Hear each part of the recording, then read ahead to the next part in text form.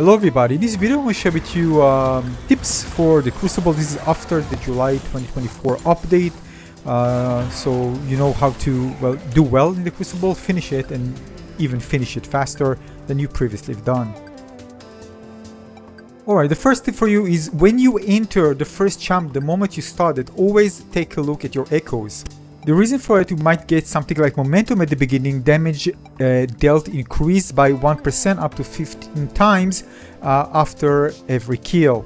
And there are of course better ones. The reason you want to do that, you want to start getting that extra damage straight from the beginning. Of course you can benefit from it a bit later, but again, the more damage you have at the beginning, the faster you can actually clear enemies and the faster you can finish in the overall Crucible, and of course the higher chance they're going to finish it at all.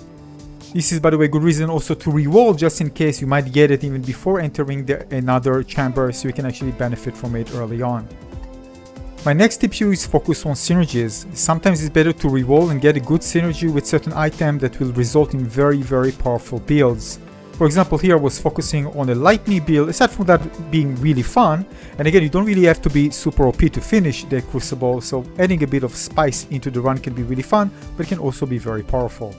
For example, choosing something that increases the lightning damage, you can use other lightning echoes, for example like this one that procs every 7 seconds, and basically it also synergizes with anything on hit, like for example healing, or for example limiting enemy or chance to eliminate enemies based on hit, so you don't even need to attack with your weapon in order to benefit from healing and eliminating enemies. Next thing is stamina. Stamina regen is basically OP, and the reason for that, with fast attack weapons you can basically stagger the boss like forever.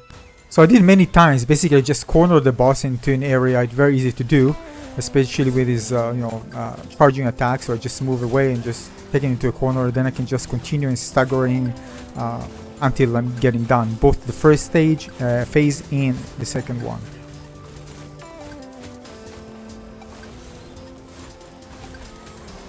And the reason for that is because when you attack, you can actually prevent him from doing attack, because you do a kind of mini stagger. I'm not talking even about total stagger, taking him down, and this makes it very powerful.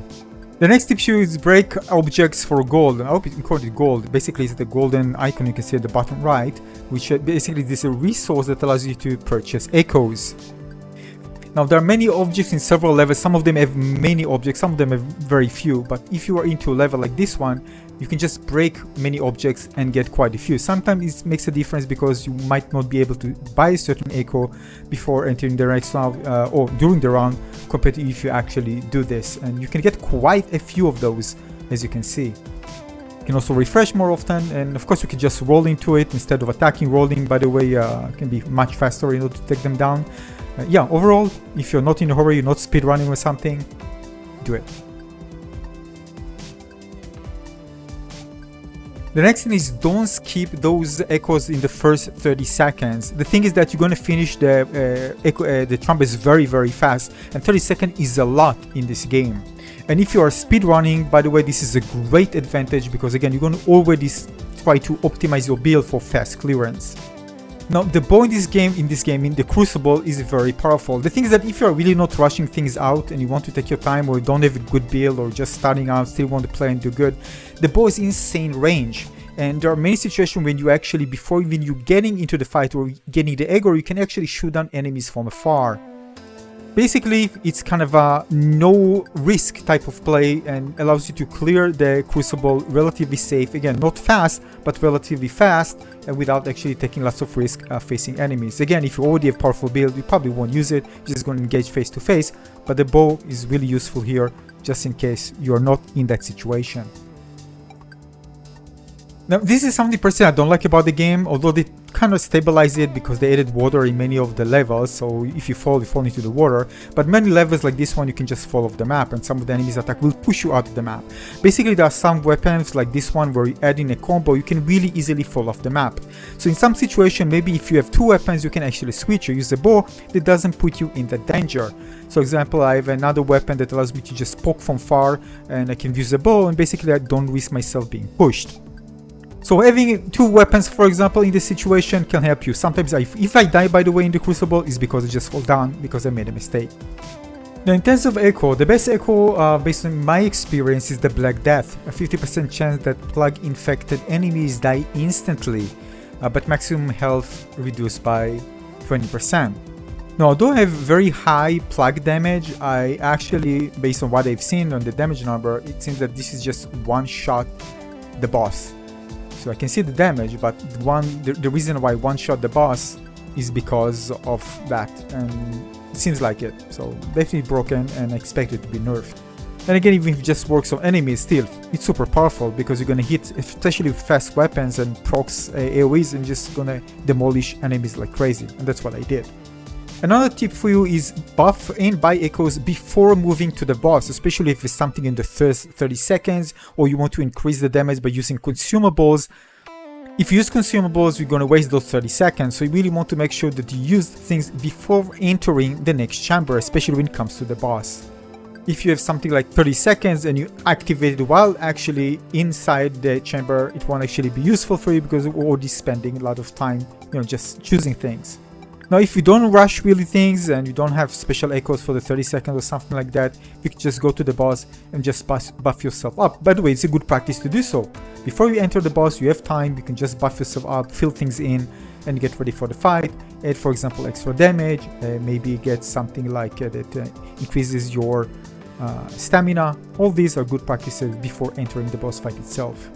Next thing is exalting your items. First of all, upgrade your items, but exalting your items is very powerful. It basically maximizes your stats of your weapon or armor or ring, whatever item that you choose, and make them super powerful. Some of them can be significant, especially depends on the stats value that your item came with, but the ability to really maximize it makes them super powerful than ever before.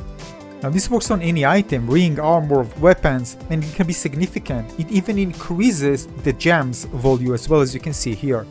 So this is absolutely a must. Unlock it as soon as possible because this can be really make you, without taking any echo yet, very powerful, even more powerful than before. This, of course, sometimes reduces the incentive to try to get the same item with better stats, but the thing is that it's still good because it's not easy to get certain items with specific stats. Once you get them, there's the chance that you get another one are very low, so being able to upgrade it is a welcome feature. Just look at the differences here that you see on the items, the values. This is just crazy bump all across. Now, don't be tempted to just get any unique item. For example, if you get the Doombringer, for example, later on, it might be useful for you. Just getting it maybe before a boss fight, maybe there's something much better because you won't really benefit from the high damage that you can get if you get it early on. Now, I know you love damage, but taking, for example, the risk taker that damage increases by 50% but take 20% more damage can lead, for example, if again you have other ones that you can actually die pretty quickly. Actually, I had something that was so powerful, but the boss just one hit me and I died. And this is because I have something that reduces also my health, and basically I was got one shot. But you can see something that reduces damage taken, for example, do something to compensate, because sometimes you say, alright, just gonna go all the damage, but something takes more than just a few hits to eliminate the boss, and basically you can get one shot yourself. Now I'm gonna show you an example. You can see, this is the build, very powerful when it comes to damage, but lots of things that reduce my health, and I get extra damage, and that's what happened. And by the way, if you're really going on a risky build, high risk, high reward, make sure to also use consumable that increases your health, something that can give you extra defense, basically. That's it. I'm feeling OP. I'm going to do so much damage, but I didn't evade. I thought I can survive. And I got one shot. So you can see that damage was actually very good. Very good damage. But it's worth it if you can defend yourself. You can evade, of course, and put more focus on evading. I thought I'm just gonna slash into pieces. It didn't happen. So these are a few tips. Of course, I'm gonna share more once I get more experience with them and I find some really cool things.